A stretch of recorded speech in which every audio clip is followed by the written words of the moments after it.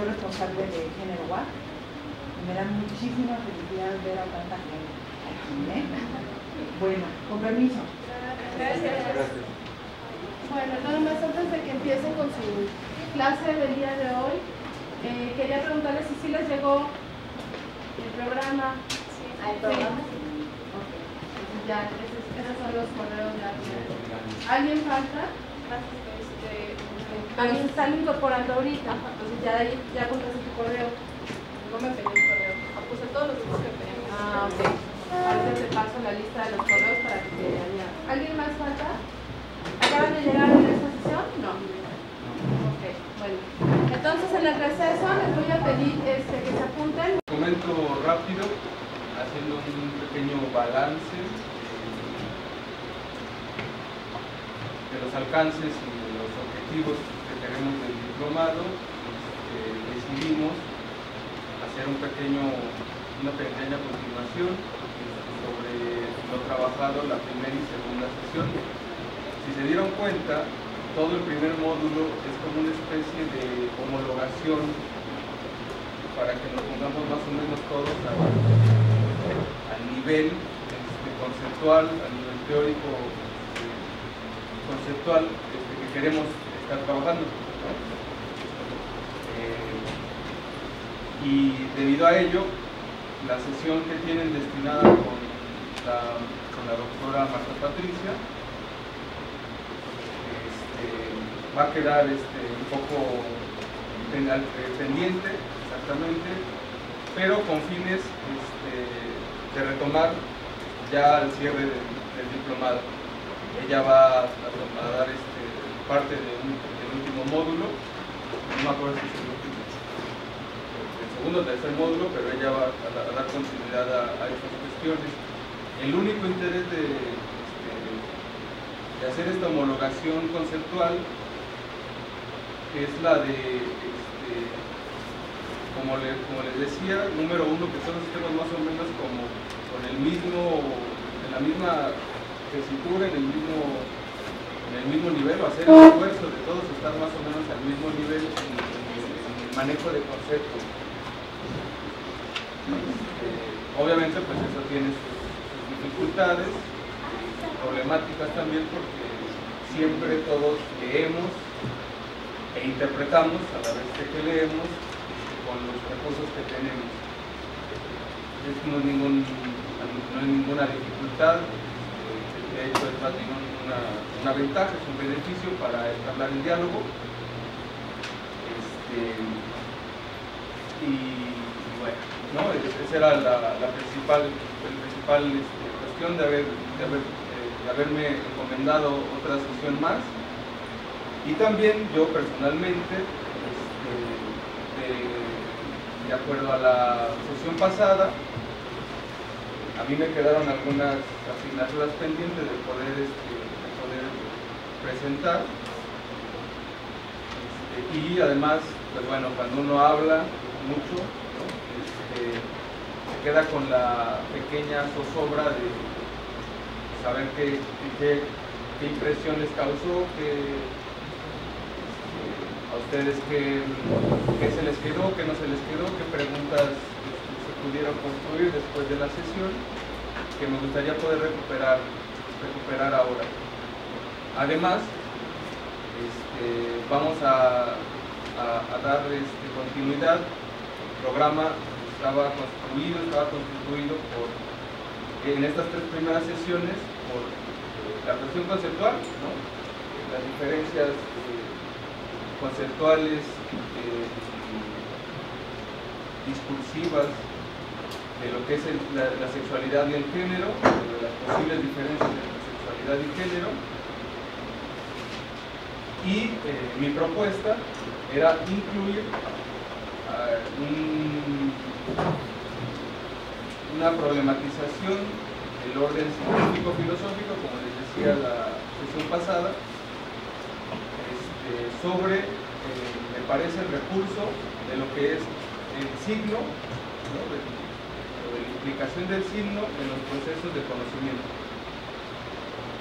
De modo que una nueva categoría de análisis que sería incluida en estas sesiones es en relación tanto al sexo o a la sexualidad como al género.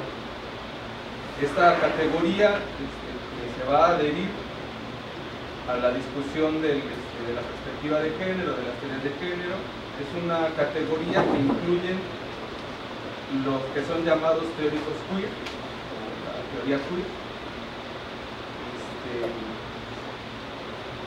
que me es muy interesante y me es muy importante mencionar. No sé si ustedes han tenido alguna relación con el siguiente concepto, pero bueno, de eso empezamos a construir la sesión pasada. Esta categoría es algo que es una especie de reducción de lo que es el fenómeno de la sexuación. Entonces el concepto es la categoría, ¿no? Conocemos el concepto de sexualidad, conocemos el concepto de sexo, nos es familiar, y de pronto, pues bueno, aparece una nueva categoría, una nueva forma de hacer un análisis crítico sobre lo que es la sexualidad, tanto la sexualidad como el género, y esa es la categoría de sexuación.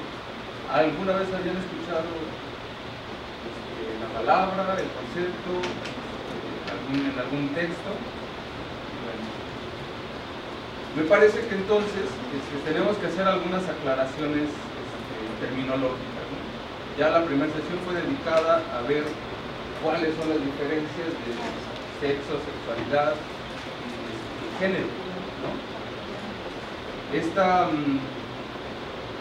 categoría me parece que es una especie de frontera entre un concepto y otro, entre sexo y género. Una especie de concepto, es una especie de noción que hace frontera. Porque la sexuación da por entendido que la sexualidad, o sea, el concepto de la categoría de sexuación da por entendido que la sexualidad es un acontecimiento. ¿Okay? Se puede definir a grosso modo como la sexualidad, el fenómeno de la sexualidad en el ser humano es un acontecimiento. Es esta categoría la que le hace decir a Judith Butler, parece que jalonando la tradición filosófica de Simone de Beauvoir, ¿no? De que no se nace mujer, sino que se hace, se construye. Judith Butler dice que la sexualidad es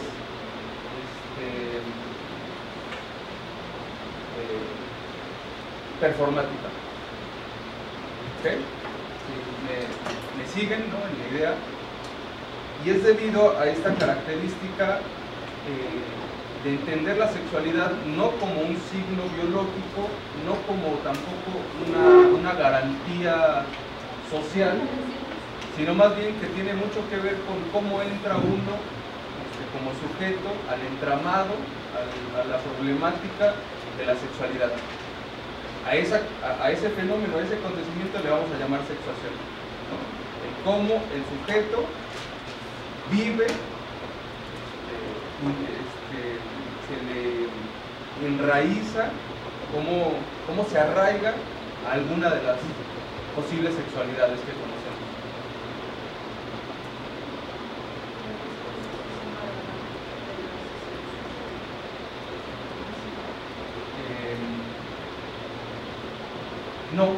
No, porque el componente que está, o sea, que es diferente de la categoría es que tiene que ver con el sujeto, no con lo social, no directamente con lo social. Es decir, a uno le pasan accidentes en la vida, le pasan cosas en la vida que le hacen desear ser o querer ser o identificarse con determinado discurso sexual,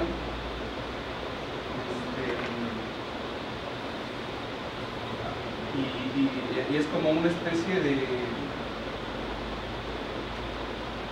de azar, ¿no?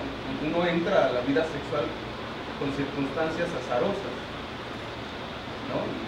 Y hay muy pocas cuestiones que son como determinativas en lo que respecta respecta a la elección de objeto sexual y a la identificación de una sexualidad, que no tienen directamente o en proporción no van a tener directamente relación con lo social, aunque ya hay, digamos, un código social de identidades, ¿no? de atribuciones sociales de lo que son las sexualidades. Solamente estoy hablando de la categoría sexuación, la incluyo como para el análisis, ¿no? Como frontera entre la disposición anatómica, biológica de la sexualidad y la categoría de género. ¿Sí?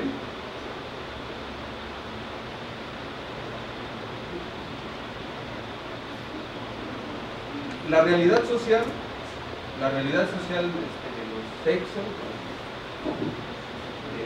de la situación, de los discursos de género, además de ser una fuerza entre agentes conceptuales, ¿no? O sea, decimos que algo es realidad social cuando tiene algunas características, ¿no? Son agentes que podemos identificar, son pequeños discursos que podemos identificar en cada persona. Una realidad social habla, por ejemplo, de nuestra clase social, de nuestra posición socioeconómica, son agentes que permiten esa relación social de uno con el mundo. No todo termina en eso. Obviamente, cuando uno entra al entramado familiar, no entra completamente desamparado. Es decir, uno también pone de su cosecha, uno va a jugar un papel, uno va a irse haciendo de un guión también, ¿no? Es decir, somos actores activos de lo que es nuestra vida y por consecuencia de lo que es nuestra sexualidad. Es decir, no hay ningún tipo de pasividad subjetiva ante el hecho de vivir una realidad sexual o una realidad social. Siempre estamos incluidos. Y por ejemplo, piénsenlo en relación a cuando hablamos de los discursos de victimización, ¿no? Es decir, ahí podemos identificar cómo hay mujeres o hombres víctimas de la violencia en los que su participación con respecto a la violencia, sean que toman el lugar de violentado o el víctima o el victimario, pues es un lugar activo. Es decir, los sujetos están en donde están, o en las circunstancias en las que quieren que estén, ahí nombrándose de alguna manera. ¿Sí me explico? Es decir, no somos pasivos ante ninguna circunstancia de nuestra vida sexual. Y me refiero a la pasividad es con respecto a que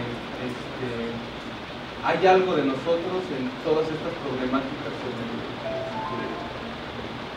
la distribución del poder entre las relaciones de género, ¿no? O sea, somos parte importante del entramado de los discursos de género. La violencia es una de esos ejemplos. Entonces, la clase pasada yo recuperaba algo que llamamos arbitrariedad del signo. Ya lo construimos un poquito más la vez pasada, pero la arbitrariedad del signo habla de que no hay una determinación, no hay un signo previamente determinado de lo masculino o de lo femenino, ni biológicamente, porque ya también dilucidamos un poco sobre qué tipo de sexualidades hay, digamos, en la discusión biológica.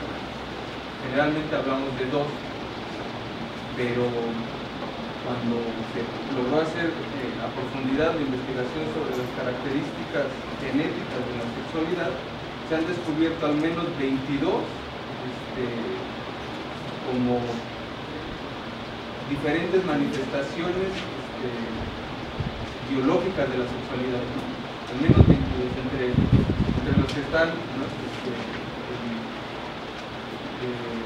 Macho, hembra, el hermafroditismo y otro tipo de alteraciones biológicas, naturales. Esto no estamos hablando de nada que se haya hecho de forma artificial.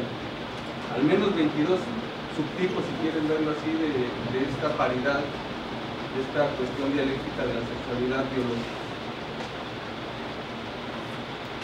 Entonces, si el signo es arbitrario y no hay un signo definido de masculino y femenino, entonces tenemos que preguntarnos qué es lo que determina, qué factores, qué tipo de factores son los que determinan que determinada atribución sexual, determinada condición fisiológica, anatómica, social, cultural, va a llegar a determinar el hecho de ser hombre o ser mujer.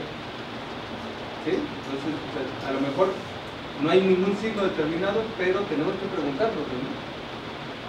Y hacia eso iba la pregunta de la sesión pasada, que era que si verdaderamente podemos decir nosotros el objeto que estudia la ciencia, los objetos que estudia la ciencia estarán verdaderamente sexuados,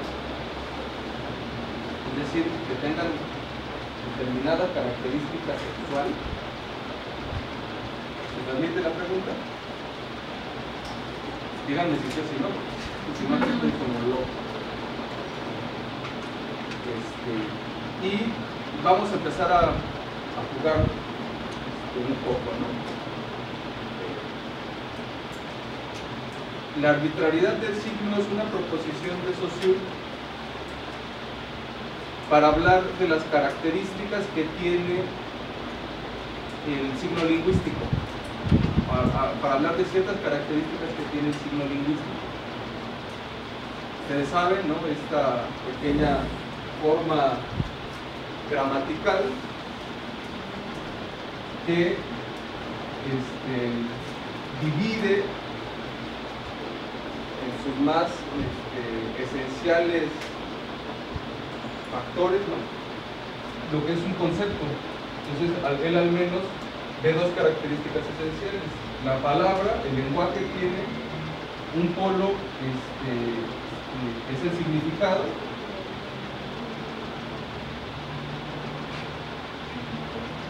y otro componente muy importante. Todas las palabras tienen esta doble función, que es la del significante.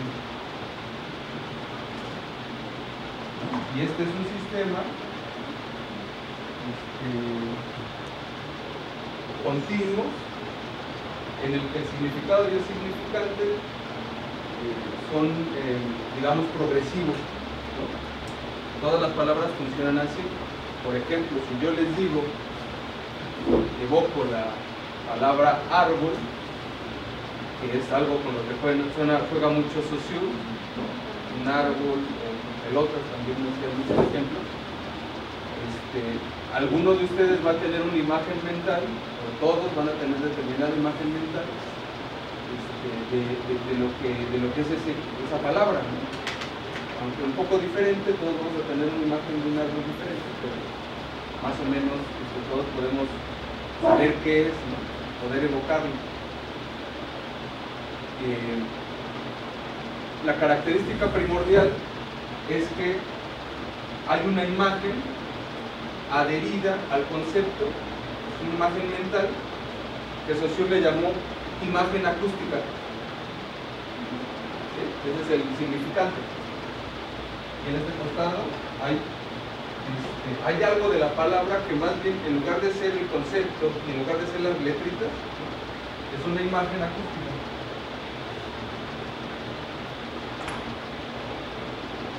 Cosa que hace que nosotros podamos asociar la palabra árbol con una imagen.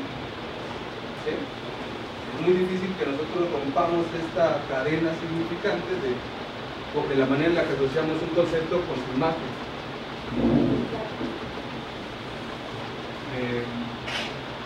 Porque no es propiamente algo gramatical.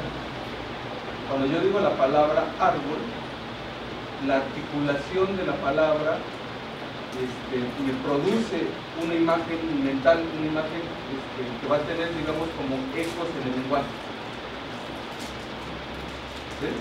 Estoy seguro que ahorita todos están pensando en un árbol, casi totalmente. Esa es la característica de la imagen artística, porque es algo que además cuando uno lo tiene en la cabeza, sabemos que cuando pensamos en un árbol, eso es un árbol y lo nombramos. Todas las palabras van a funcionar de la misma manera: hombre, mujer, todas estas pequeñas categorías que hoy subsisten. Más o menos vamos a tener imágenes previamente configuradas sobre esta característica de la dinámica del significado y el significante. Mi pregunta es, ¿a qué se debe esta adherencia? ¿No? El hecho de que nosotros veamos un cuerpo e inmediatamente nosotros, nuestra capacidad discriminativa identifique en un cuerpo u otro determinado signo, ¿no? Es decir, vemos a alguien que tiene barba o que tiene alguna otra característica y nosotros seleccionamos casi de manera intuitiva y decimos, ¿eso es hombre o mujer? ¿No? ¿No es así? Bueno, que mis referentes sean niños, pero es que, por ejemplo, cuando se les pide que se dibuje un niño o una niña, siempre dibujan a las niñas, por ejemplo, con vestido, que va a ser típico pregonito, vestido así, y a los niños con pantalón. Y me acuerdo una vez sí, un niño dibujó también a una niña con vestido, algo así, porque dijo que ya casi las niñas no usaban vestido, pero los demás niños se les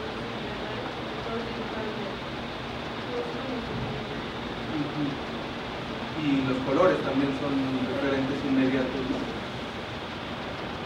De hecho, cuando uno va a cualquier no sé, colegio infantil,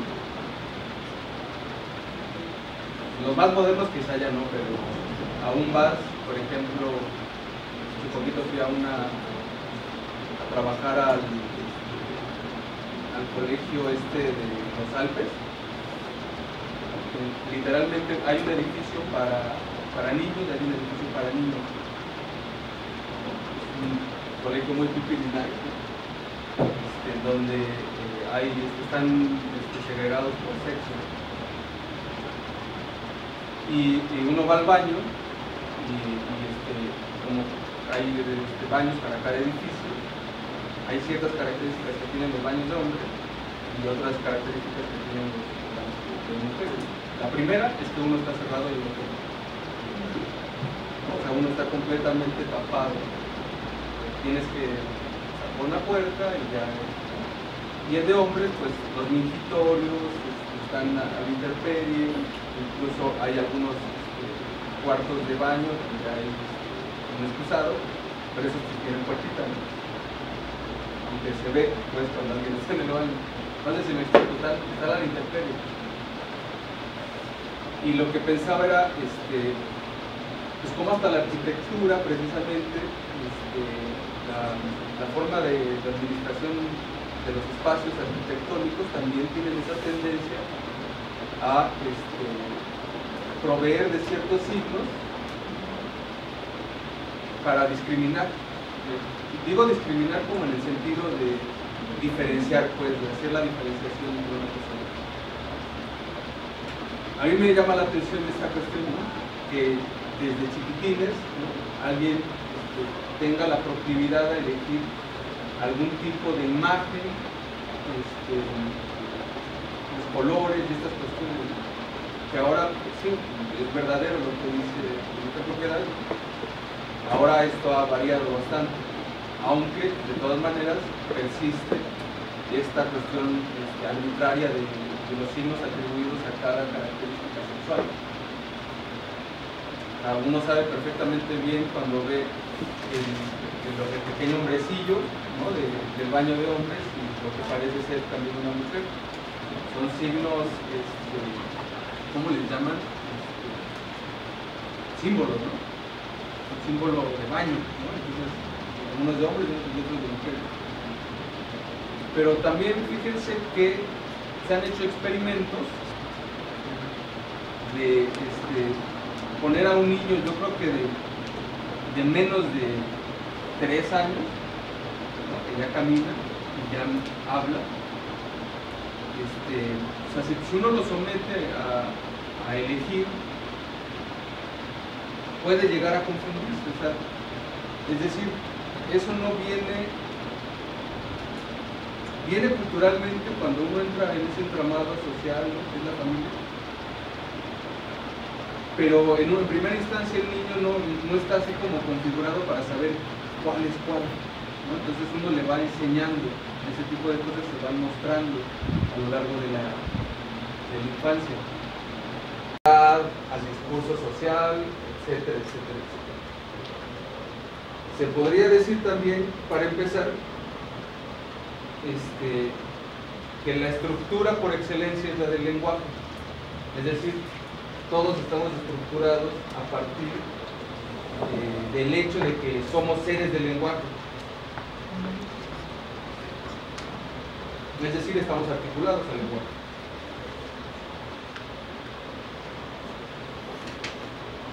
Y ya por ese mismo hecho, el hecho de vivir, de estar articulados, o de estar articulados al lenguaje,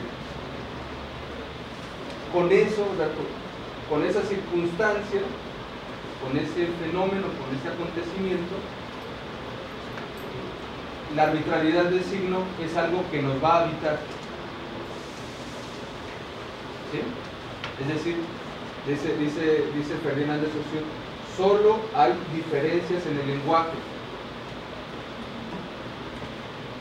Y si no lo estoy malinterpretando, o si no le estoy dando una sobreinterpretación, lo que está tratando de decir es que en sí mismo el signo, que estas son las características básicas del lenguaje, son arbitrarios. ¿Qué quiere decir que sean arbitrarios?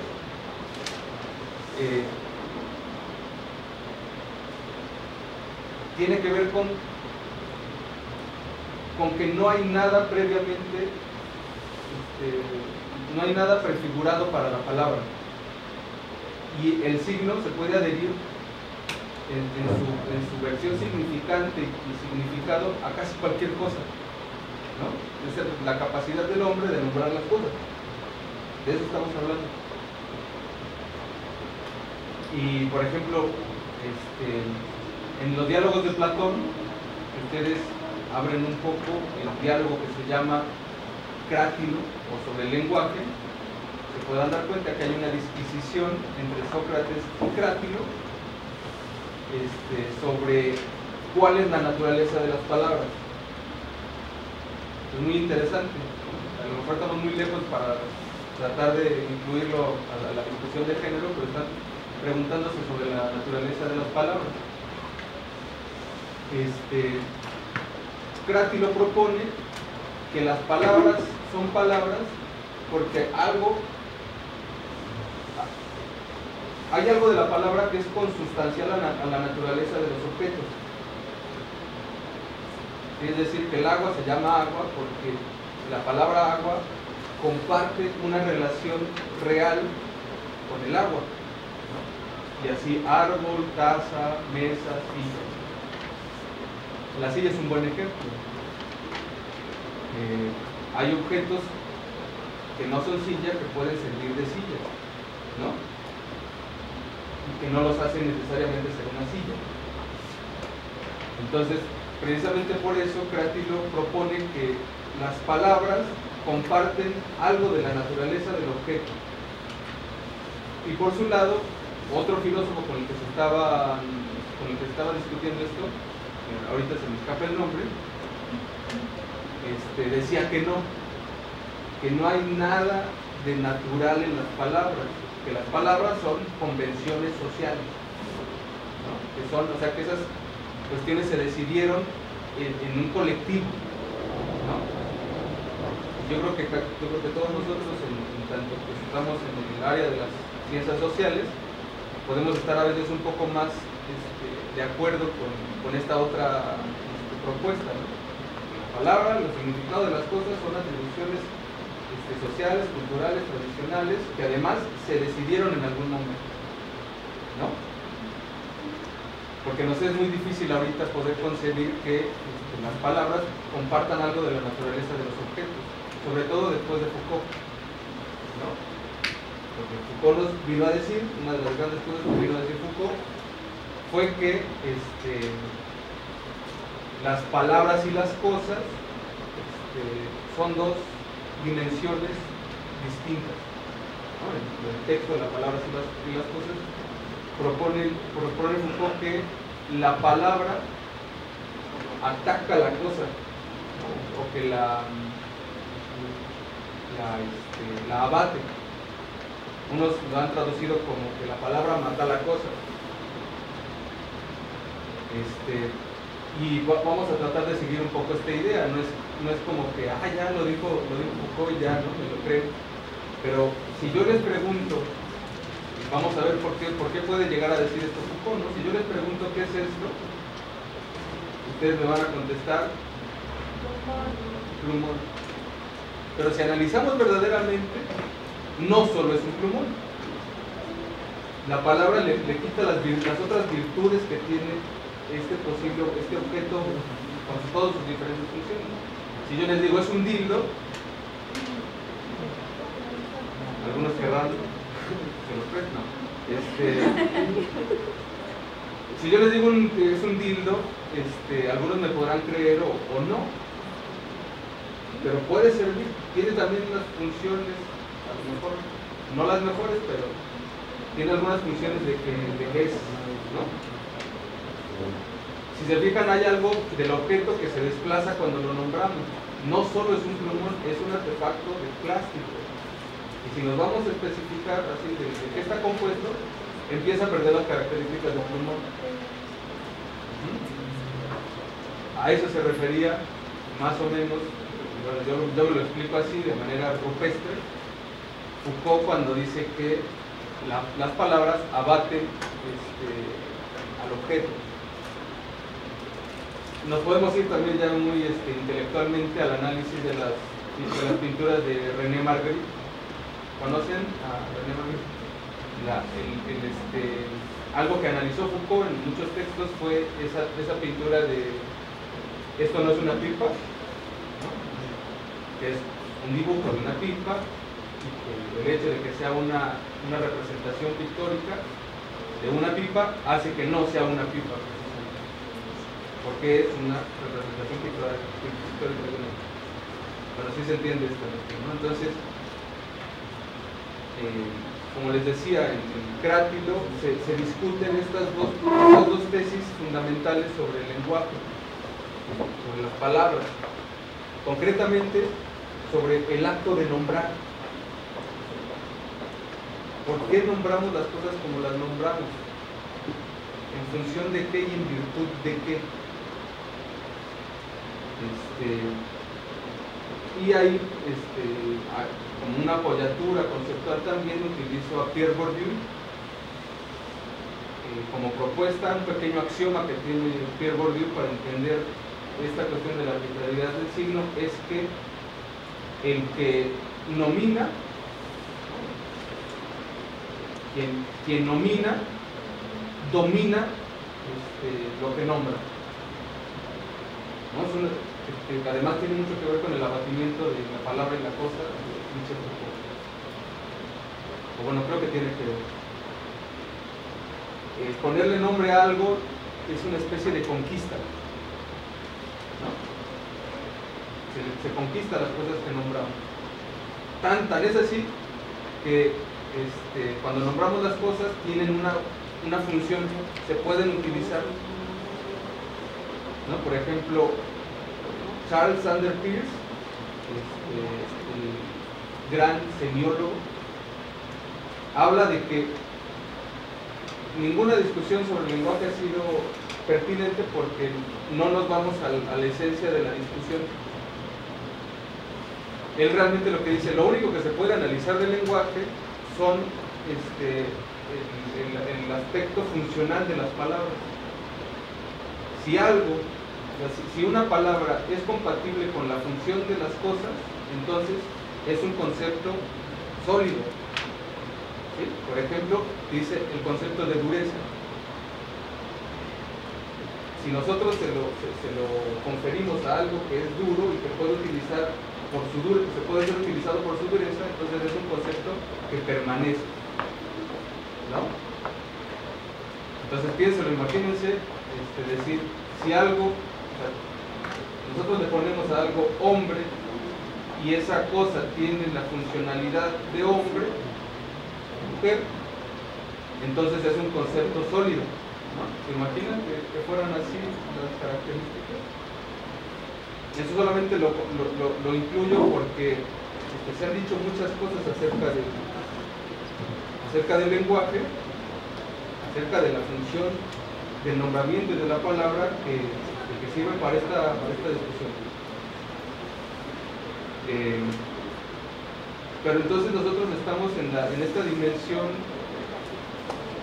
crítica, ¿no? Con el pensamiento de Simone de Beauvoir, con el pensamiento del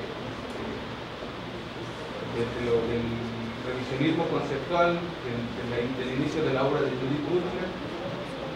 Estamos también en las consecuencias discursivas que tuvo el descubrimiento de la teoría queer,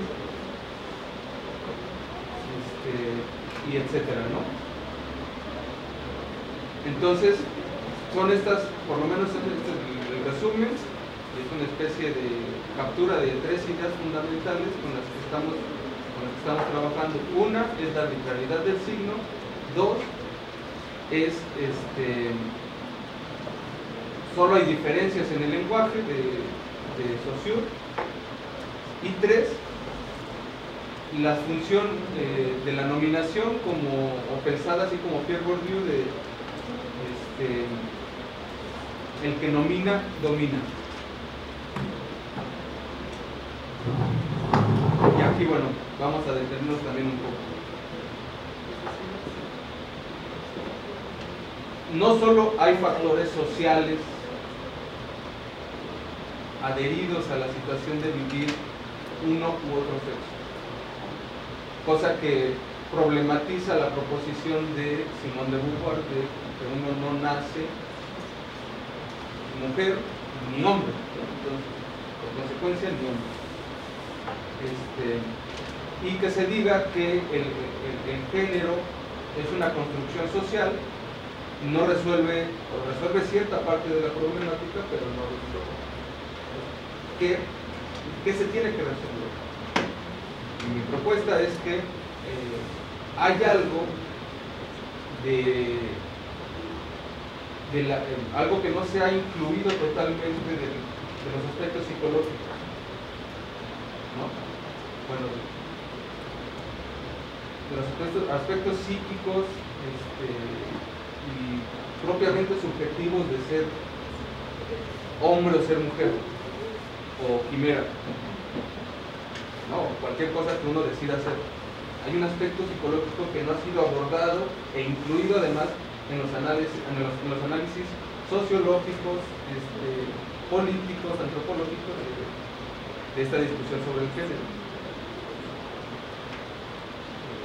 Y además, ese es el atolladero al que se llega, ¿no? O sea, ya cuando se trata de hablar de la singularidad, cualquier tipo de discurso científico, pseudocientífico, contracientífico, se va al abismo. Pero yo sí quiero tomar esta cuestión de la singularidad. Por eso proponer a Halperin como lectura. En ese texto de la iniciación,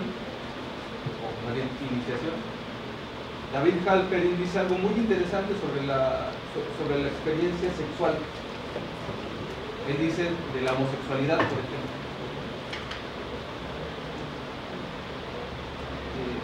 Se mofa del auditorio porque le piden hablar sobre la iniciación sexual en la homosexualidad. Y él lo que se pregunta es, yo no sé si ustedes quieren que yo los venga a iniciar en la vida homosexual. que seguramente estaba lleno de, pues eran David Halperin, Michel Foucault, imagínense, ¿no? Fueron activistas de los movimientos gay. David Halperin fue además durante mucho tiempo como el referente de los movimientos, ¿no? Tuvieron una vida muy activa en relación al activismo político, cosa que se les debe de reconocer mucho, pero entonces él interviene, su disquisición en esa pequeña conferencia lo pronosticó así. Yo no los puedo iniciar, o sea, no puedo yo enseñarles algún tipo de iniciación sexual a la homosexualidad, porque además el asunto no va por ahí. Entonces él habla de que hay circunstancias de la vida sexual que a uno le hacen ir a buscar la información, ¿no?, que uno tiene afuera. O sea, tenemos esa tendencia de que queremos saber algo sobre la sexualidad y vamos a los libros. Queremos saber algo sobre la sexualidad y nos vamos a Google a preguntarles. Queremos saber algo sobre sexualidad y vamos con los libros de Jordi Rosado. Absurdo, ¿no? Pero bueno, sucede, sobre todo los jóvenes.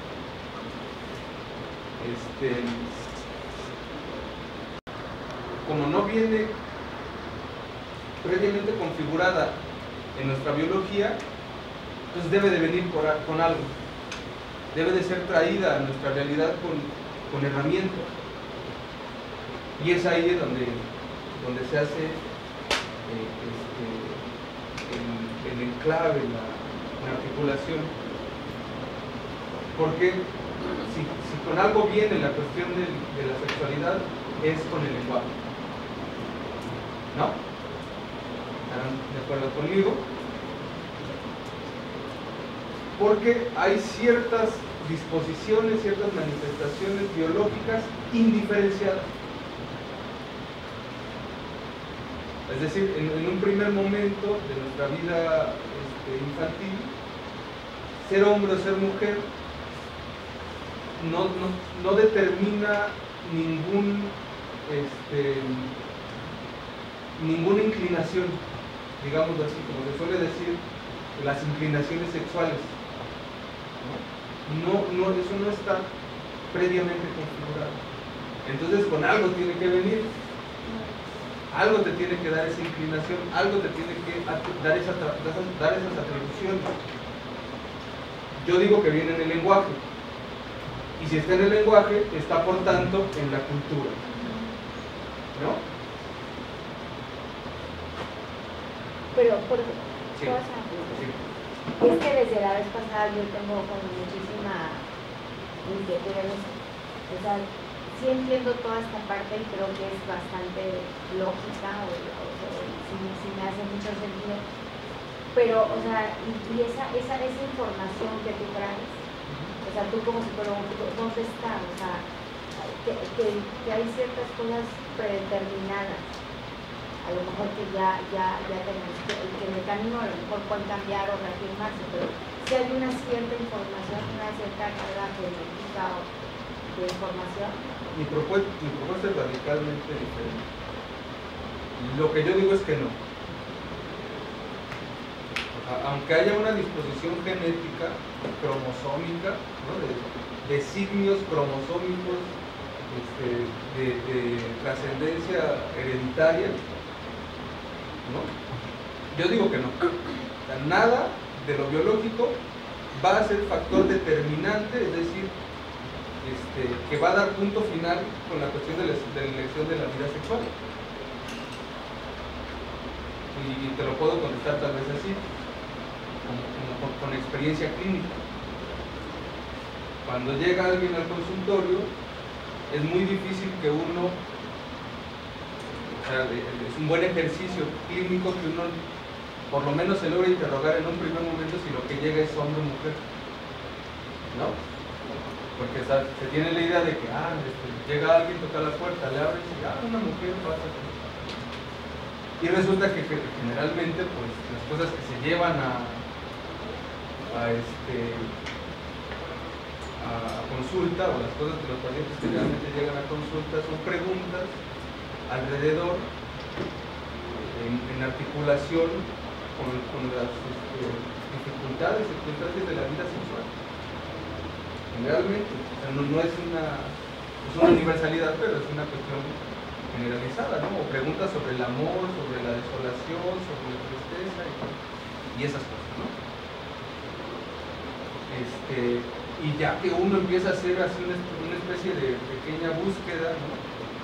Del universo psíquico de esa persona, por sí mismo, o sea, y además por el imaginario que se tiene de lo que un psicólogo hace, la gente empieza a hablar sobre su infancia, ¿no?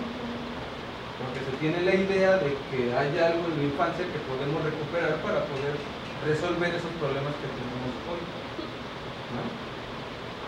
De modo que siempre se llega a ese punto en el que uno se hace la pregunta de, bueno, ¿en qué momento yo dije que soy lo que soy, que tengo las características que tengo? ¿En qué momento decidí qué quiero, qué me gusta, qué prefiero, ¿no? Etcétera, ¿no? Por ejemplo, estas preguntitas que ven por acá atrás, no sé si hicieron ese ejercicio con Raúl, es algo que utilizamos bastante, ¿no?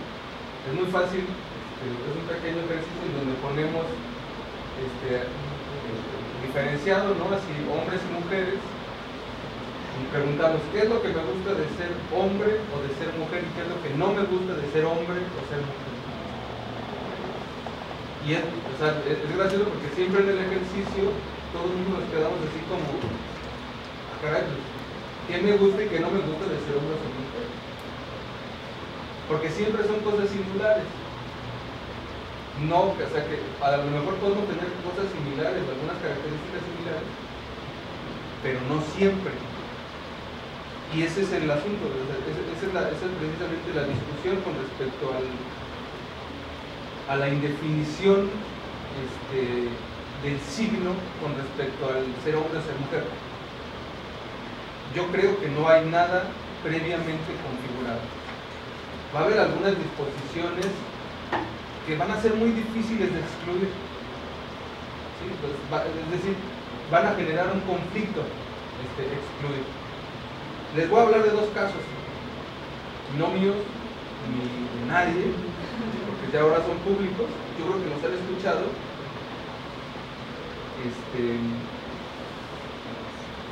Sobre, más bien son algunos casos sobre estos fenómenos de intersexualidad o de cambio de sexualidad. Uno de ellos es un caso famoso, que no sé si tengo el nombre por aquí, pero tengo un segundito.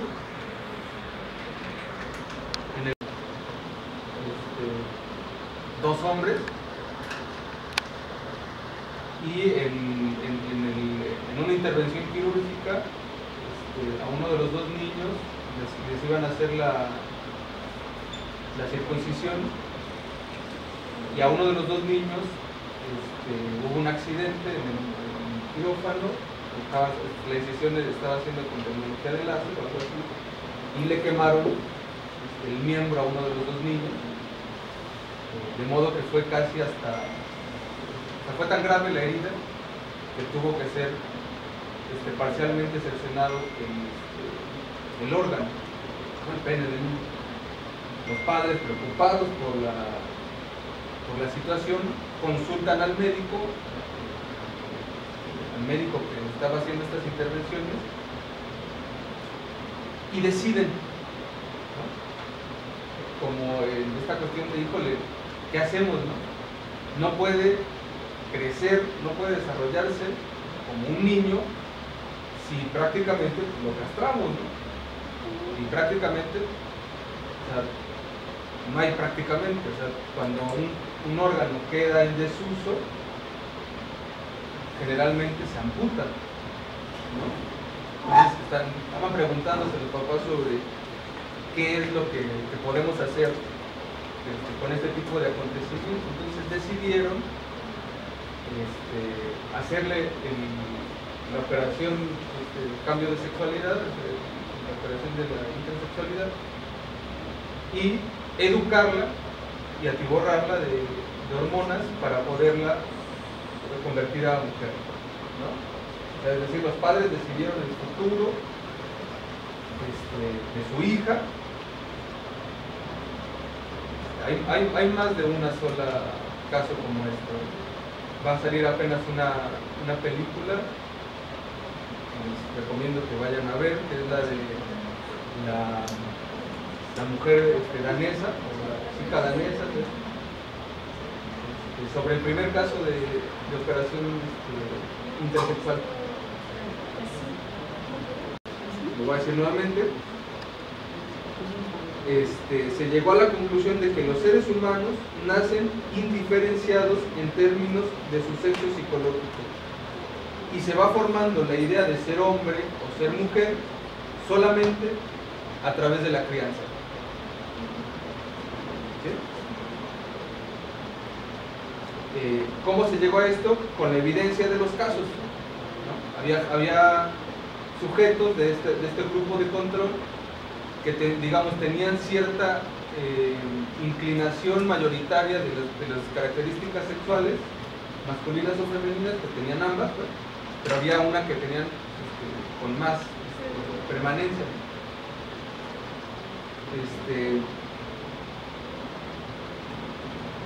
Se consideran entonces que aunque tienen estas dos características sexuales, la crianza es lo que va a dar el eslabón faltante para que determinado niño o determinada niña que tenían estas dos características sexuales indiferenciadas se convierta en niños o niñas.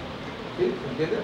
Yo tengo una pregunta. Sí. ¿Eso es sexuación? O sea, Tiene que ver con la sexuación. ¿Me podría explicar un poquito mejor esa parte? Es que no tengo confuso. ¿Particularmente en algo? Sí, en sexuación. No sé diferenciarlo. O sea, me dice sí tiene, por ejemplo, el caso que está poniendo ahorita, pero no. Yo estoy hablando de la sexuación, serían todos esos acontecimientos que vienen añadidos al hecho de tener un cuerpo de hombre o un cuerpo de mujer. Esos fenómenos añadidos que vienen por añadidura tienen que ver con la forma en el que uno vive su ser hombre o ser mujer. ¿Sí? La única diferencia que tiene con respecto al género, ¿no?, que son las atribuciones sociales, culturales sobre ser hombre o ser mujer, es que la sexuación es una vivencia singular. O como uno como sujeto singular vive esa circunstancia. ¿Sí? ¿Cómo te autodefines tu sexualidad? Sí, generalmente se ve como la identidad sexual. ¿Sí?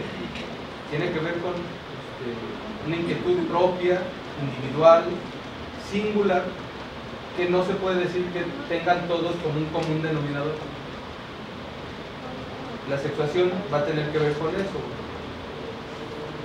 Es decir, cómo uno introyecta, psíquicamente hablando, cierta imagen sexual con ciertos contenidos sociales de ser hombre o ser mujer. Una característica más psicológica, si me quieres, no sé si te lo logres resolver. O sea, que es como impone, ¿no? O sea, me lo impone ya la misma sociedad. Pues ya es cuestión personal. Eso sería el género. La imposición social y cultural es el género. Es como yo lo resumo, digamos, como yo lo Ajá. Es como tú, a pesar de eso, cómo te identificas, ¿no? Te defines a pesar de esa imposición. ¿No? Ajá. Aunque esto se va a problematizar, porque si bien a todos nos sucede la sexualidad, el hecho de que la vivamos todos de manera diferente no resuelve tampoco nada, ¿no? Ojalá tuviéramos discursos y dispositivos que dijeran, pues que viva la sexualidad como él prefiera, como su inconsciente se lo dicte. No pasa eso. Ese es el asunto. Ese es el asunto de la perspectiva de género, que no hay ningún dispositivo científico, jurídico, legal, político, ¿no? que pueda con la idea de que hay libertad de elección. O sea que después de la sexuación, al momento de que llegas como al descubrimiento, entonces tú identificas con una orientación sexual.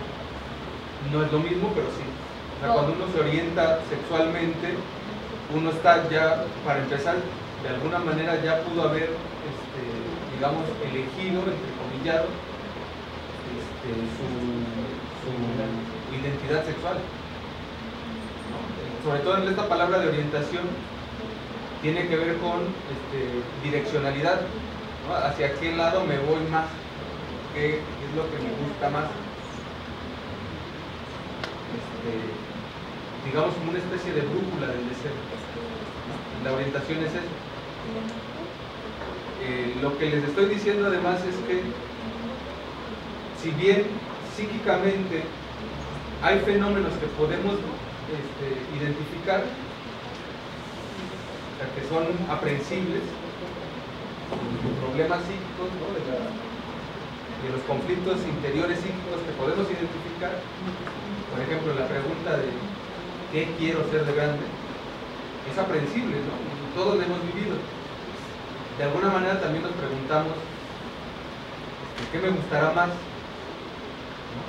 ¿El helado de vainilla o el helado de fresa? Son preguntas que nos hacemos en algún momento. Lo que no sabemos es cómo se estructuraron esas preguntas. ¿Por qué el sujeto, por qué el ser humano se pregunta sobre su identidad sexual? Lo biológico, ya vimos, en el caso del ser humano, no alcanza, ¿no?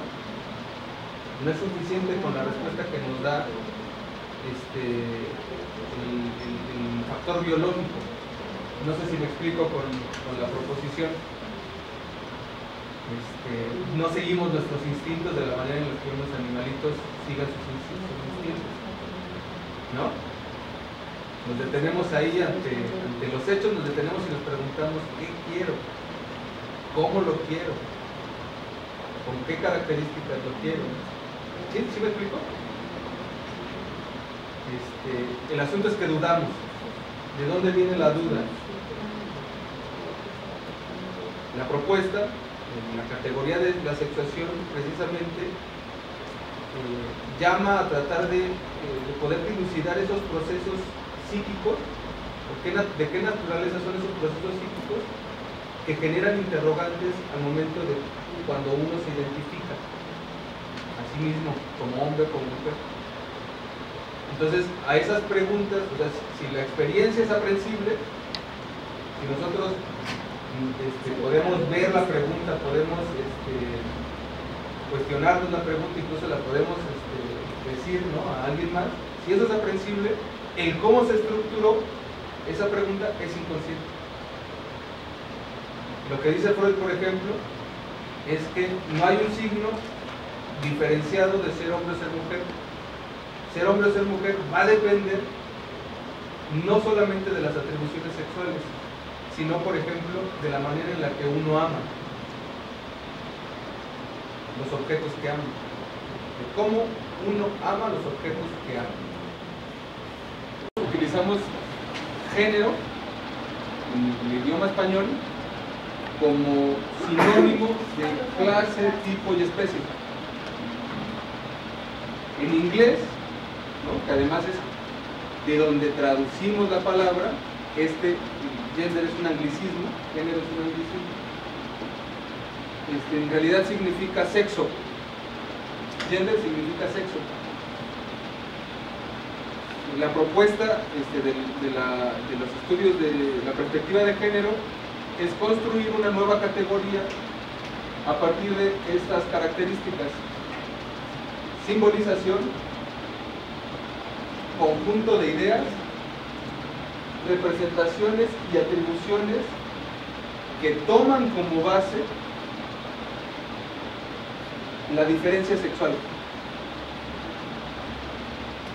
Entonces, cuando decimos género, cuando hacemos referencia a la categoría de género, no hacemos referencia ni a la sexualidad por su declinación al idioma inglés, ni a clase, tipo o especie.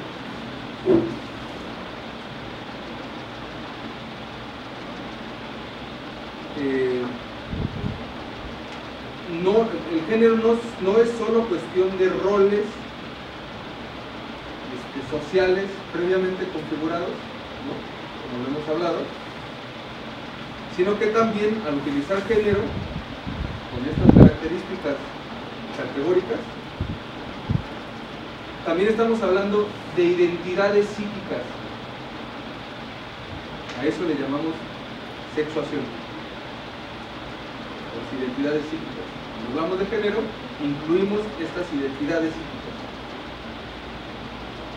La separación conceptual entre sex y gender, según John Mooney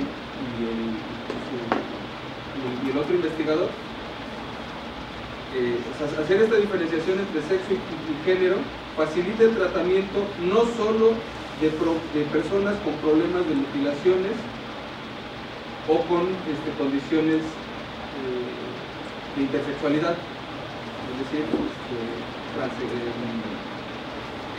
hermafroditismo, sino que también permite entender el fenómeno del transexualismo, del transgénero, ¿no? Esta última parte, la separación conceptual entre sexo y género, entre sex y gender, facilita el tratamiento no solo de personas con problemas de mutilaciones, ni tampoco a los fenómenos genéticos como el de la intersexualidad, a lo que me refiero es al hermafroditismo, sino que permite también y facilita permite entender y facilita el tratamiento de las personas a quienes llamamos transexuales o transgénero, ¿no? ¿Sí? La primera operación legal de personas transexuales fue en 1965 en el Instituto Johns Hopkins.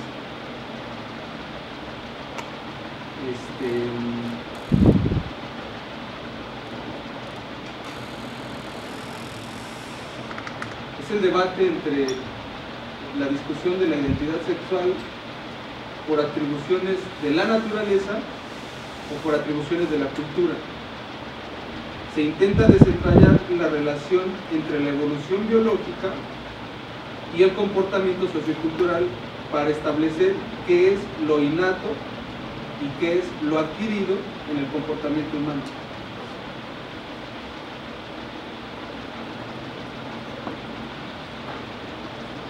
El cuestionamiento, el aspecto clave, atañe a que las diferencias sexuales, o las diferencias entre los sexos, generalmente se han visto como inherentes o, por el otro costado, aprendidas. ¿Sí? El argumento general es que las mujeres y los hombres ocupan su lugar en la sociedad como una consecuencia directa de su biología.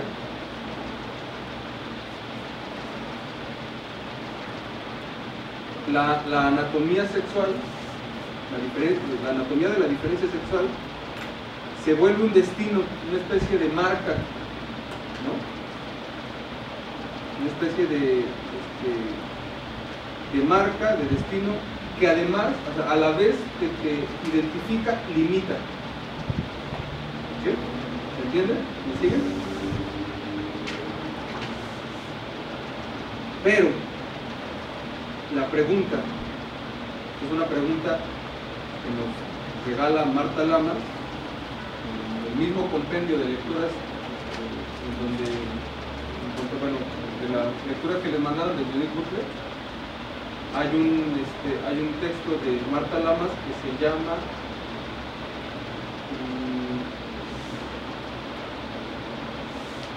me parece que las categorías sexo-género y una aportación para su solución, algo así se llama el texto. Se hace la siguiente pregunta: ¿es el hecho biológico, el de tener ovarios, útero, vagina, lo que genera la discriminación, o lo es la manera en que ese hecho es valorado socialmente?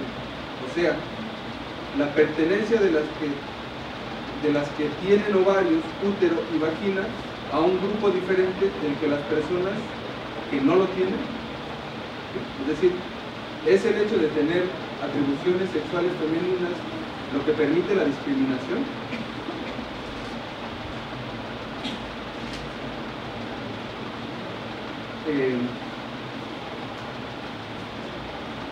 La intención principal, una de las primeras intenciones de Marta Lamas, si estuvieron por ejemplo en la conferencia de hace algunos días, ella se preguntaba sobre todo por el tipo de características en los que aún hoy en día, ya con todas las políticas, ya con todos los esfuerzos institucionales, ¿por qué persiste la violencia? ¿No? O de qué hablamos cuando hablamos de violencia de género, que yo creo que ahora todos lo sabemos, afecta por igual a hombres y a mujeres, ¿no? Bueno, afecta por igual, obviamente, en una proporción diferente, ¿no? O sea, el otro día, ya les platiqué esto en la clase pasada, leía un artículo en España, en El País, me parece que era un periódico, que un juez había dado unas declaraciones sobre por qué nadie habla en los asesinatos de 30 hombres perpetrados por mujeres. 30 hombres, ¿no? Cuando en México, les puedo asegurar que de los 62,000 desaparecidos, de estas personas en la gestión de don Enrique Peña Nieto, de las que van, la mayoría son niños y mujeres. Obviamente, entre ellos hay hombres, los 42, de Yotzinapa, los 43. Pero a eso me refiero con que la cuestión de la violencia afecta por igual a hombres y mujeres. Sobre todo cuando se trata de un tipo de violencia que Marta Lamas, en la perspectiva de género en general, llaman como violencia simbólica. La violencia simbólica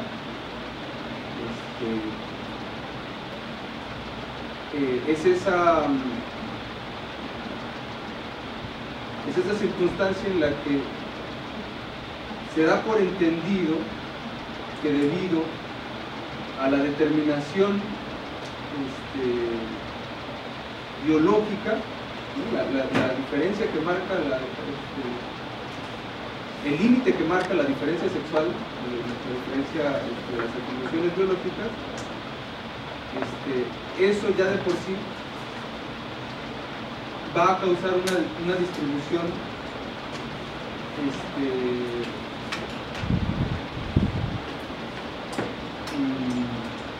arbitraria del poder entre hombres y mujeres. ¿Sí? Eso es la violencia simbólica. Tiene mucho que ver con la proposición inicial de la arbitrariedad del signo. ¿Sí? Es decir, que haya diferencia solamente es a partir de que hay un instrumento que nos permite diferenciar una cosa y otra. Bueno, el lenguaje, lo repito, lo voy a estar construyendo una y otra vez. ese propio hecho de la discriminación, ya sea negativa o positiva, genera violencia simbólica. Que una cosa tenga mayor importancia que otra es violencia simbólica. Que un sexo tenga mayores condiciones, históricamente hablando, tenga mayores condiciones, tenga mejores posibilidades de vida, o que tengan aseguradas, entrecomillado, algunas condiciones privilegiadas, eso es violencia simbólica. Número uno, porque no hay un signo propiamente definido de lo que es ser hombre o ser mujer. Es violencia de género porque no hay ningún estudio, ninguna teoría que dé por sentado que eso es lo definitivo. Entonces, esto agrava todavía el asunto. No solamente no hay ninguna razón argumentativa de saber y de conocimiento que certifique esta diferenciación, sino que hemos visto históricamente ha sido un ejercicio de poder continuo en contra de un sexo y otro. Y además yo lo incluiría a otro tipo de categorías como la de salud mental, la diferencia de clase, etcétera. Lo único que no quiero que se sobreentienda es que hay una potencia social o biológica que va a definir como el punto final el asunto de la identidad sexual. ¿Qué más? Bueno, acompañando el argumento de la compañera también, es preciso también poner acento en estos discursos científicos que denominan, tú decías, la cuestión de que el que domina. Las estructuras de poder ya saben que están operadas por hombres. Procuran, en su mayoría, procuran, o el discurso es masculino, pues, patriarcal. Procura la dominación de ciertas de discurso que provocan también unas cuestiones fundamentales, las cuestiones definidas. Ahorita que platicaste de David, en este caso, me quedó la duda de las implicaciones biológicas de los jóvenes y los papás. O sea, yo no sé qué consecuencias tuvieron, pero el hecho de que papás o doctores tengan el poder de incidir a ese grado biológico de un ser humano, nos remite a esta estructura científica que nos hace pensar que no, ahí tiene la razón y es así. Tanto así que en nuestro más profundo acto cotidiano, más mundano, está este discurso de incluso perpetuar ese discurso patriarcal o de dominación a través del lenguaje, los dispositivos del lenguaje, ahí están. Uno asume que Raúl, creo que tú también dijiste al principio, que en nuestra práctica, aunque seamos muy versados en el género, aunque tengamos unas prácticas, de todo se nos da a hombres y mujeres por igual. Es por eso, cuando a mí me llama la atención, cuando a mí me dicen o se busca por el genoma explicar muchas cosas, viene esto de la fenomenología, ¿no? Y en el fondo una cuestión clasista y racista, que también tanto positivo como funcionalista. Cuando vemos a un discurso funcionalista de la medicina sobre todo, vemos eso, no, ahí está, y de ahí se desvía que hay tratamientos para la homosexualidad y hay terapia psicológica, pero de cristiana, para la homosexualidad. Hay algo que dicen, ¿no? Pero el hecho de que lo digan y que gente que vaya o que se informe o que le preocupe como a uno, o le preocupe en decir, ay, deja punto el número, para mi primo, para mí, o para quien sea, o para mi hijo, nos hace ser parte de este discurso muy estructurado de poder que, por ejemplo, a David no lo determinó, como tú dices, ahí entra el psiquismo. Ahora, las circunstancias que rodeó a David lo hicieron, no sabemos, como tú bien dices, si se suicidó por esas causas o no. Sin embargo, el caminito se fue haciendo con eso. Entonces, colaborar con esta cuestión de que no hay que tener los ojos y los oídos muy bien puestos en que no nos seamos estos discursos científicos tal cual, porque siempre detrás de estos discursos científicos hay un sentido de dominación y de norma o normar la conducta. Entonces, incluso esta misma estructura le hace a unos o a las personas ser gays de determinada manera. En los programas cómicos o de novelas, el gay siempre es estilista, ¿no? Como si el gay tuviera que ser estilista. E incluso la contrapropuesta o lo queer nace también de esta cuestión. Dice Foucault, el poder lo que hace es una resistencia, siempre y siempre va a haber. Esa misma resistencia está generada por la propia estructura y como vínculo o vehículo está el lenguaje. Está el lenguaje y todo esto. Pero a mí sí me gustaría saber si los doctores, el papá o los papás de David tuvieron alguna consecuencia legal. Si no, confirmaría todo el asunto, pues, ¿no? El Estado como dueño de tu cuerpo, ¿no? Y de tu sexualidad y tu forma de ver y de ser, ¿no? Y ahí está el sujeto en medio, no lo quisiera ver tan indefenso, pero sí a veces sujetos que no puede controlar. No, o sea, indefenso como víctima, pero yo te lo voy a decir así, digamos también como artífice de la... O sea, el no haber soportado la indeterminación habla también de una posición. Tengo entendido que las consecuencias más bien van a ser históricas. O sea, imagínense para la familia el pasar, hacer público algo tan íntimo, debió haber sido una especie de castigo, seguramente, no sé, yo estoy nada más conjeturando. Voy a también detenerme concretamente en lo que tú estabas aportando sobre la administración adicional, o sea, lo que va a venir añadido a la función de la nominación. Como dices, ciertos discursos de control. Foucault hablaba también de ciertas estructuras, ciertas condiciones discursivas en las que era muy difícil desalienarse a esa condición de, digamos, superestructura institucional. Foucault le llamó heterotopía. Es decir, si vivimos en un entramado de discursos institucionalizados e instituyentes, ¿no? Que nos acomodan en algún tipo de categoría inmediatamente, o sea, hombre, mujer, sano, enfermo, también con respecto a la salud mental o física, normalidad, anormalidad, etc. ¿no? Siempre caemos pues al entramado institucional en alguna categoría. A eso él le llamó, a esa realidad, a esa forma de existencia, las heterotopías.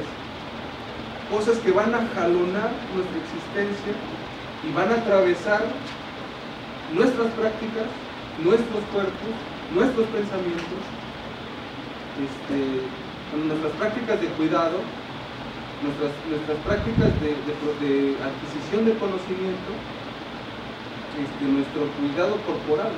Yo, ahorita que estaba pensando en esto, estaba hoy en la mañana justamente sobre la terrible noticia, ¿no? y la viralización de la foto del niño sirio.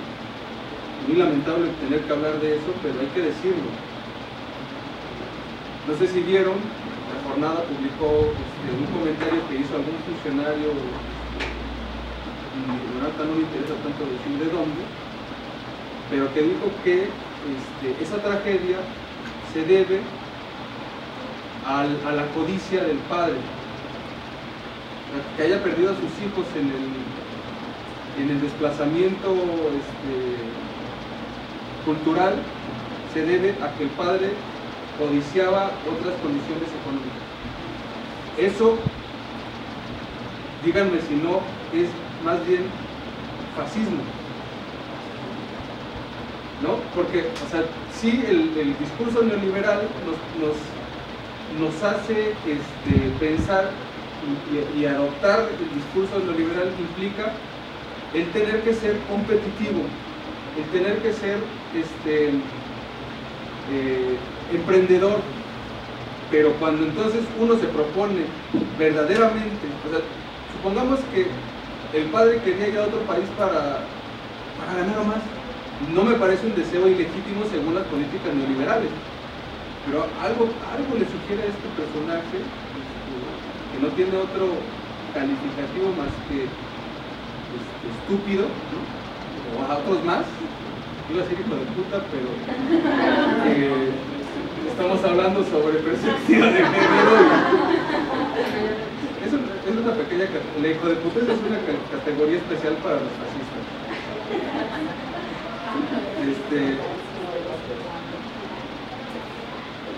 Hay un deseo raro en el fascismo que habla sobre esta administración del deseo, del cuerpo, de los principios éticos, morales, ¿no? El fascismo, en realidad, digamos que el capitalismo y el discurso neoliberal, en su vertiente más radical, es fascismo. Sí. Me gustaría hacer un comentario sobre lo que estáis diciendo. Y yo no sé si, como he llegado tarde, no lo sé, pero no sé si han hablado de las ideas de Philip Barber. Sí. Sí se han comentado, ¿no? Sí. Porque lo que me interesa mucho de lo que se está hablando es la diferencia entre lo cuantitativo y lo cualitativo. Es decir, hemos estado hablando del discurso positivista o del discurso científico. Es un discurso que se basa en datos, pero después esos datos hay que interpretarlos. Y ahí es donde vemos el control del poder, el control de determinadas teorías de la sociedad. Entonces, uno de los problemas es que cuando analizamos las cosas desde discursos científicos, pensamos que son discursos exactos y que no se pueden cuestionar. Y eso no es así, porque son datos que interpretamos de una manera o de otra. Y relacionado con esto, que estaban hablando del tema de los elementos psíquicos o de los discursos, con el discurso neoliberal, lo que me parece es que al final, cuando hablamos del género, hablamos no solamente del género, hablamos de la mujer, hablamos de lo queer y también hablamos de los grupos precarios, de lo que Philip Barber define como grupos precarios, que son eso, los inmigrantes, los que no tienen papeles, los estudiantes asesinados porque se manifestaron en contra de las medidas de austeridad del gobierno, los movimientos antiglobalización, etc. Entonces, lo que sucede es que a estos grupos, el orden establecido del gobierno, los convierte en menos humanos. Es decir, en grupos que no son humanos, que no están a la misma categoría que el resto. Como el ejemplo que estás comentando, ¿no? Entonces, a este no se le ataca porque quería unas mejores condiciones económicas, ¿no? O se ataca a esta persona porque tiene esta determinada orientación sexual que no es la que intenta imponer el orden establecido. Entonces, el problema es que se intenta hacer estos grupos menos humanos, no iguales. Y lo único que yo creo que se puede hacer para cambiar este tipo de perspectiva es la utilización de este tipo de espacios y también la utilización del espacio público, es decir, hacer esto visible, ¿no? Estaban comentando cómo determinados casos como que se ocultan, ¿no? No sé cuál es el caso de David del que estaban hablando, pero cosas que se mantienen en la esfera de la familia o de un grupo muy pequeño y que no se hacen visibles.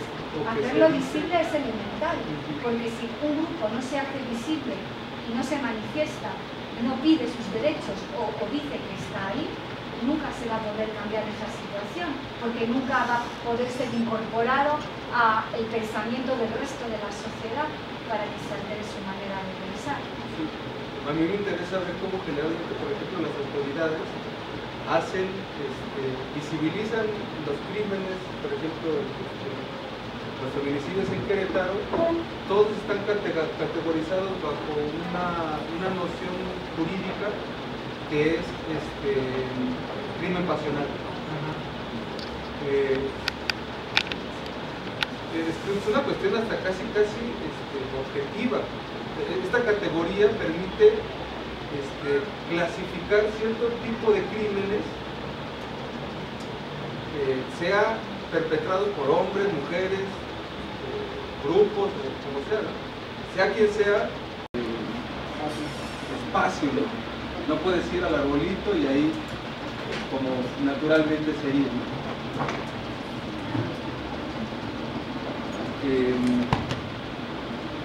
Culturizamos el cuerpo, tenemos zonas erógenas, ¿no? Si nos hacen por aquí ya estamos respondiendo ante los estímulos. Hay zonas, hay centros privilegiados para la estimulación, ¿no? El pene es el centro perceptivo,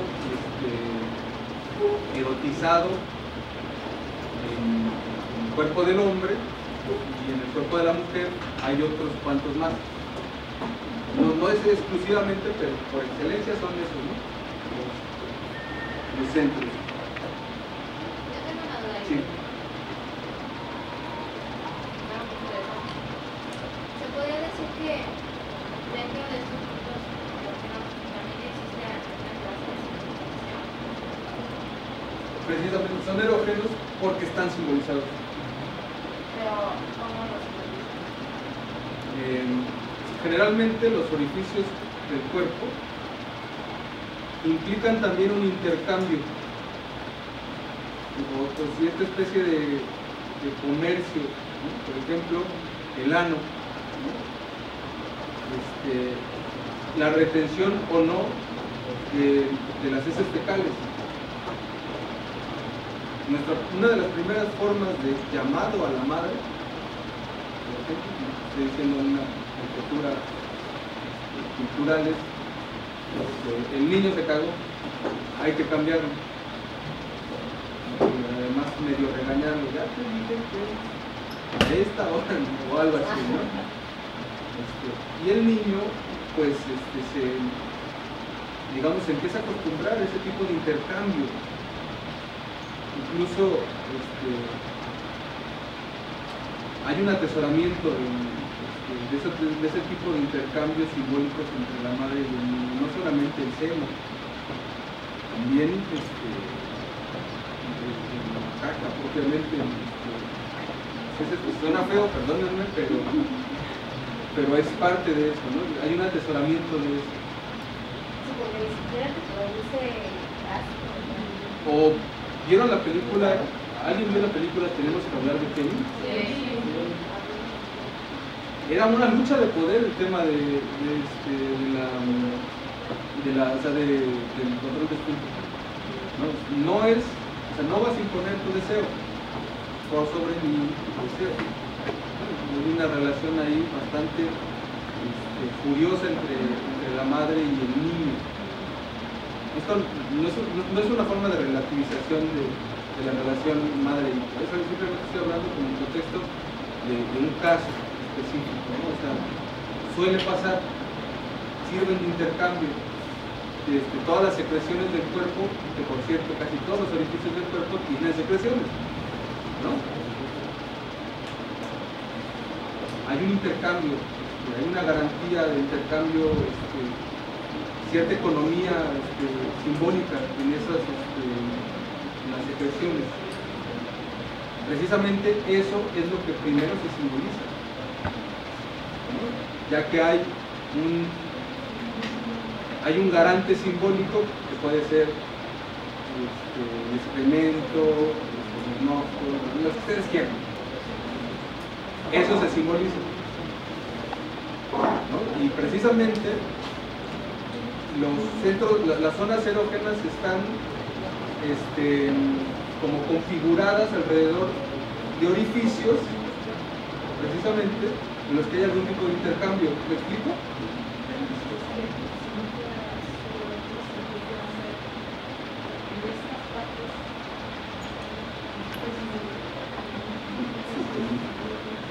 Yo les planteo algo así.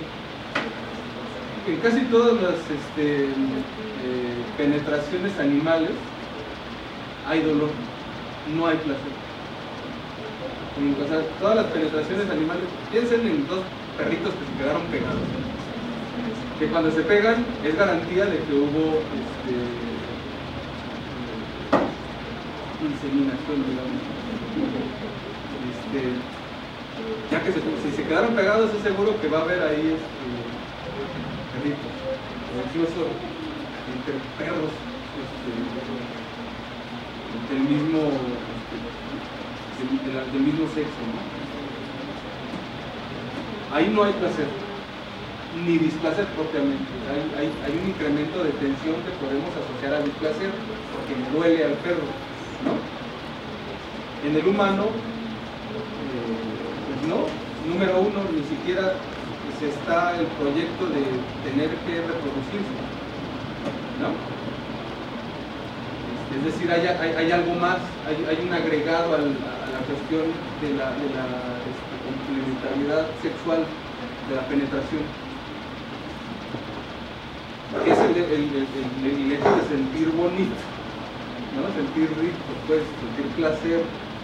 Yo lo que planteaba hace rato era que era una ganancia secundaria.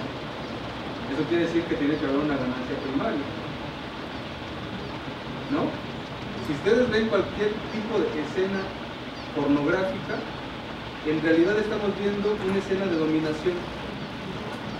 Esa es la ganancia primaria de la sexualidad del hombre, es la de dominar. Si a eso le incluye hacer placer, esa es la segunda ganancia. ¿Me explico? No es un hecho biológico. Y además te voy a decir por qué. Biológicamente, a lo que asociamos la dinámica placer-displacer,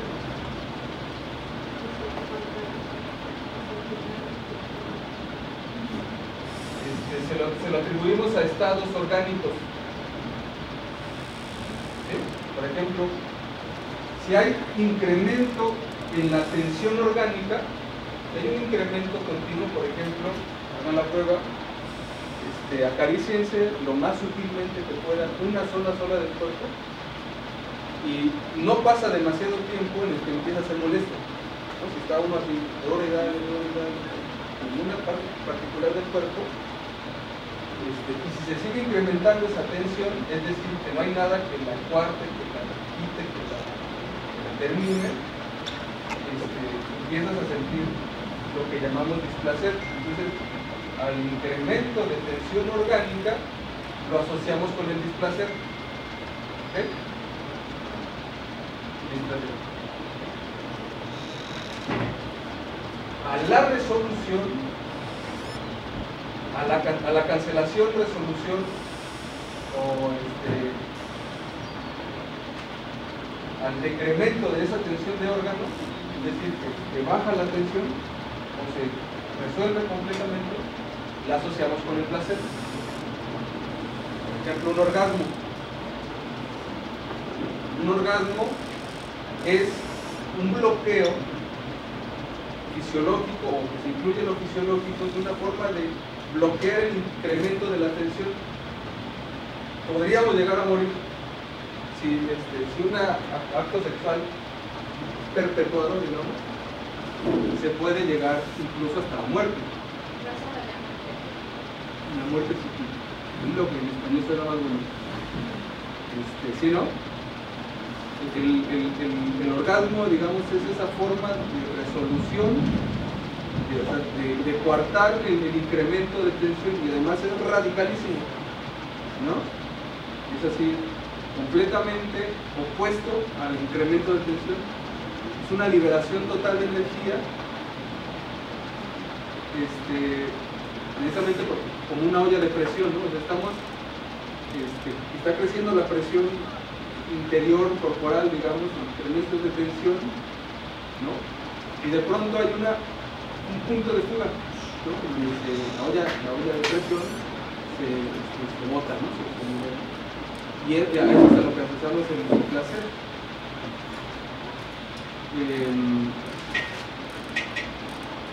¿Cómo lo explico sin que suene especismo, ¿no? Porque ahora, si decimos que los animales no sufren, o que si los animales no no sufren ni gozan. Ahora estamos diciendo que somos racistas de especies, ¿no? Pero no es igual, no es igual. Los animales no van a sufrir como nosotros. Los animales engañan pero no mienten, ¿no? O sea, hay simios que juegan a esconder cosas, porque se divierten, digamos, de alguna manera en la comunicación animal, pero eso no quiere decir que mientan, ¿no? Los humanos nos caracterizamos precisamente porque, dice Dr. House, everybody lies, todo el mundo miente, ¿no? Hay algo del proceso de comunicación humana que no se logra. Neuróticamente pensamos que tenemos una media naranja, ¿no? Y la buscamos y la buscamos y la buscamos y no la encontramos, porque pensamos que hay alguien que puede darme lo que yo necesito, ¿no? Eso que es un ejemplo de cómo la comunicación humana es imposible, no se logra. No sé si me expliqué.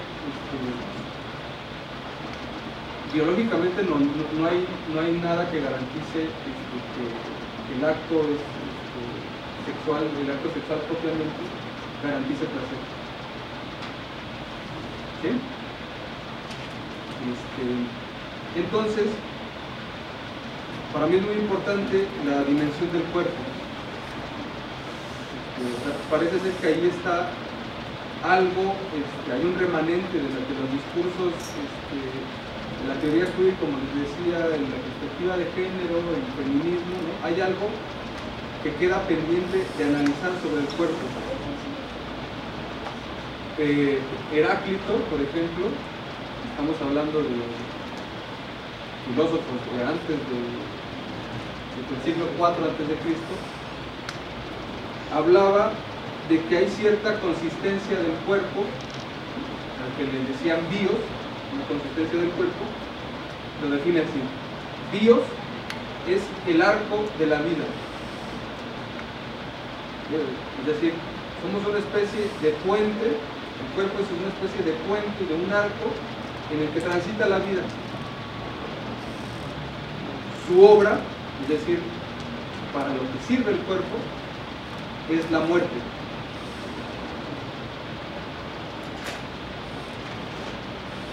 Aquí hay una distinción fundamental.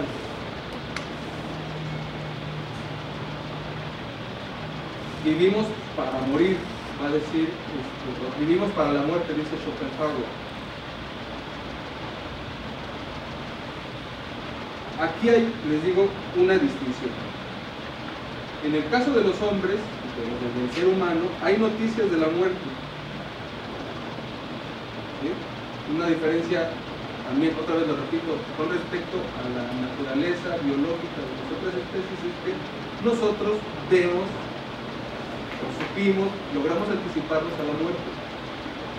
Ahorita les voy a decir por qué todo este entramado es importante y relevante para pensar la sexualidad.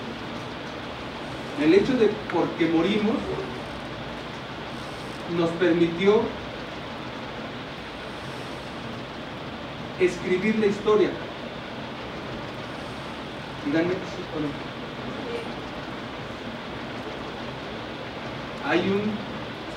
Hay un tránsito de la vida, nuestra vida es finita.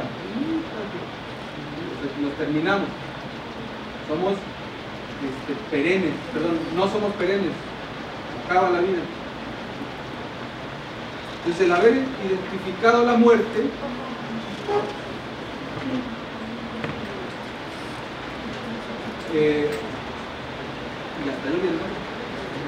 el haber identificado la muerte nos dio el recurso, a diferencia del animal,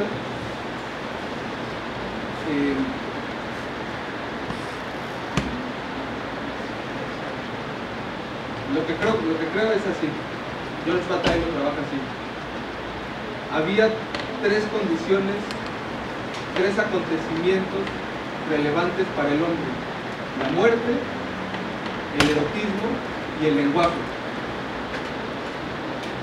Estuvieron presentes en el momento en el que comenzamos a ser hombres. La muerte, el erotismo y el lenguaje. George Bataille.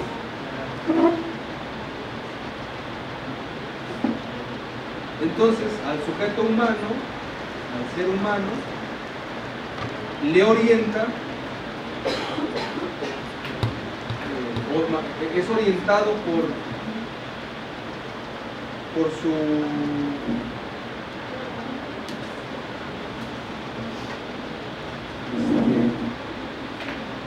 pero que no depende de él.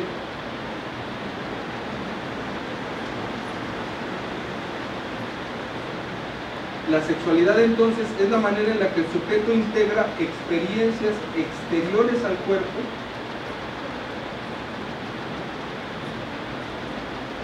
es una forma de integrar experiencias exteriores al cuerpo.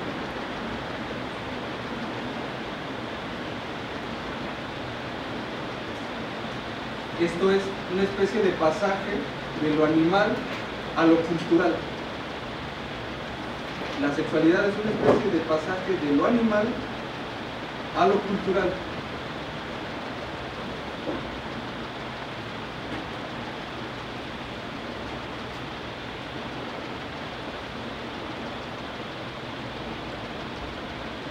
Y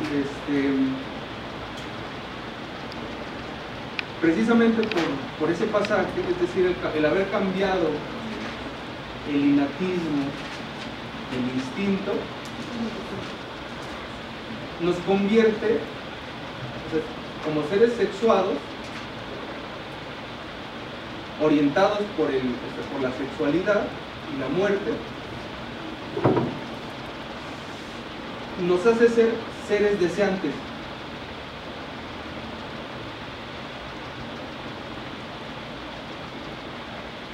Y eso es otra dimensión del sujeto. La dimensión del sujeto del deseo. Un deseo es deseo siempre y cuando sea imposible de cumplirse. Esa es la esencia del deseo, es la prohibición y el interdicto.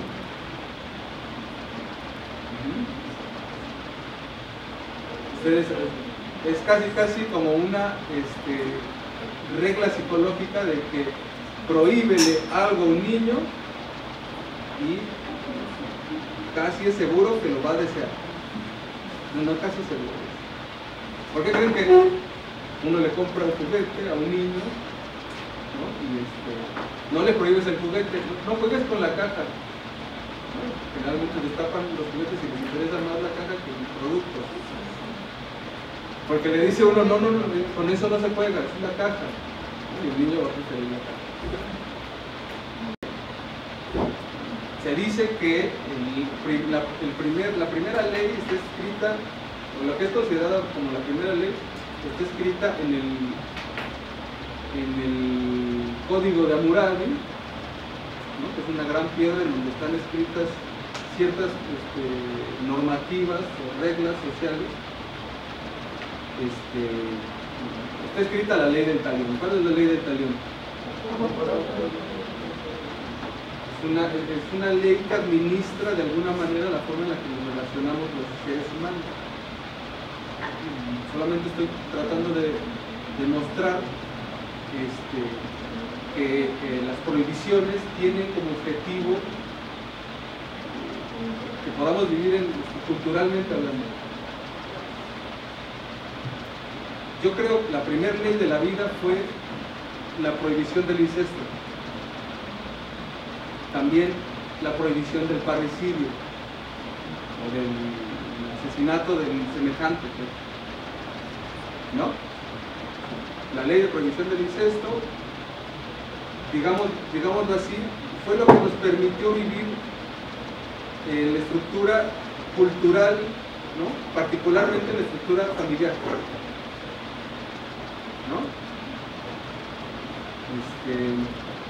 Ahí hay algo pues de la situación de la prohibición y lo que es la competencia de las normativas, de las leyes, ¿no? A lo cual llamamos interdicto. Es un interdicto, es un principio de ley.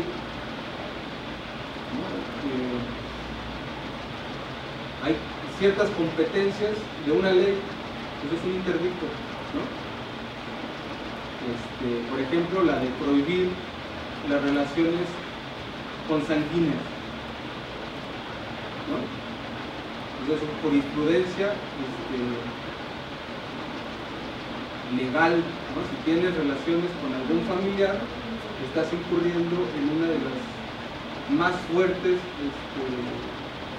crímenes humanos, y de ahí agravándolo a todos los otros grados, ¿no?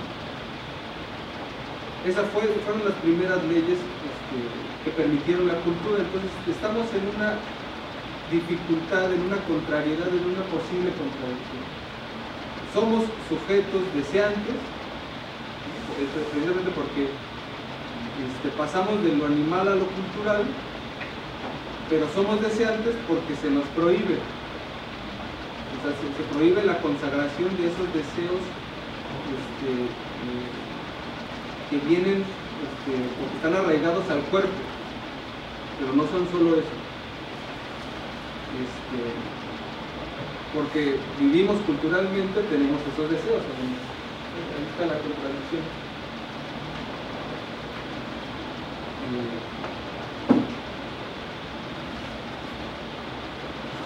Estamos en esa frontera del cuerpo. Lo definía, o una posible definición de Foucault es que el cuerpo era una especie de cociente. Ya saben que es un cociente, es lo que sobra de una división. O sea, el cuerpo va a ser un cociente de una operación lógica de el poder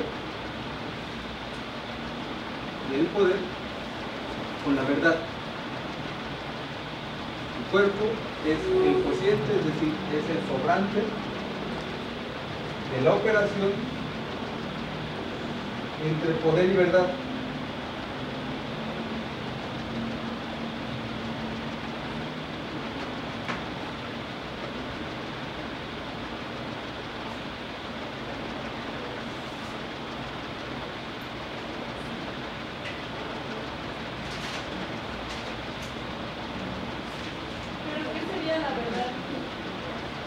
Los discursos relativos a la realidad. Sí. Un poquito el contexto. O sea, este módulo se llama Dicho político de los cuerpos y su control de seres. En esto se deriva varios temas, por ejemplo, la renta de vientres, el aborto, que son temas que vienen dentro de la política, en una perspectiva política, pero al final de cuentas es público, porque hay gente que, por ejemplo, yo aborté, ¿no? Yo aborté, o yo voy a rentar mi vientre para encontrar, o sea, ¿sí me explico? ¿Recaeré sobre estos temas? O sea, completamente.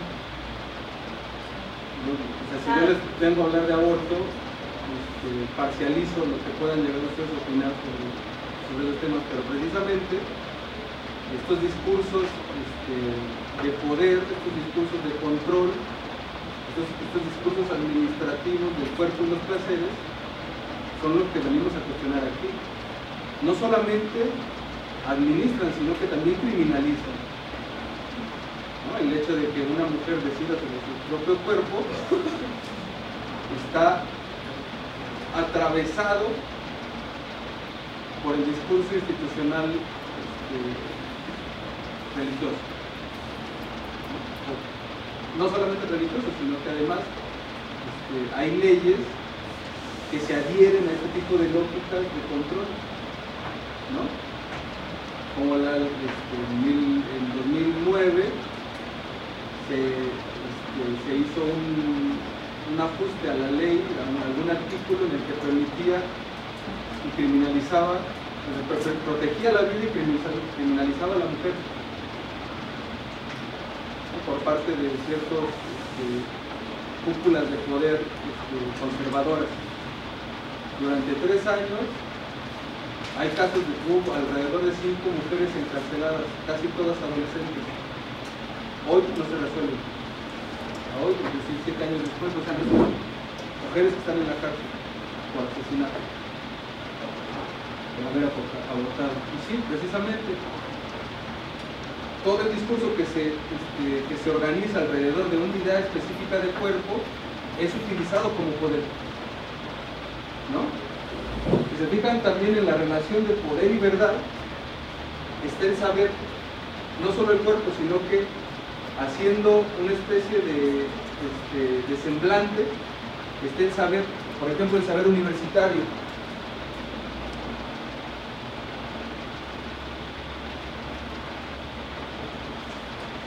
El saber universitario certifica, consagra, continúa la tradición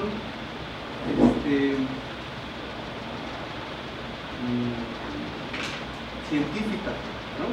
Más bien, el heredero del discurso del amo, del discurso del control, del poder, es la universidad.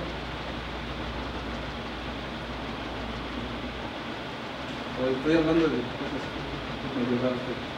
La universidad generalmente va a tratar de certificar o no lo que antes se utilizaba como un poder, ¿no? Tal vez arbitrario.